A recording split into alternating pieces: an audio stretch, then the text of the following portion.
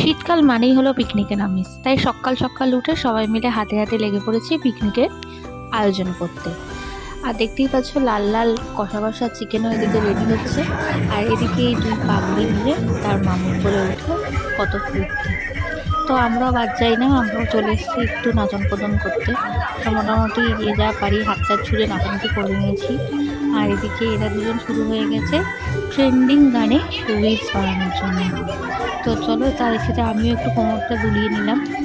নাচ আর গান এই দুটো কোনো জিনিসই বাদ দিই না, গান চললেই নাচতে হবে আমাকে।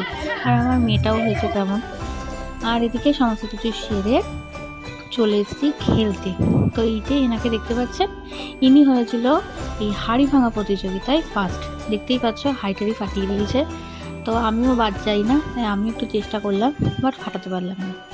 আর এদিকে ছিল হলো মিউজিক্যাল বল। তো সমস্ত কিছু শেষ করে টাটা।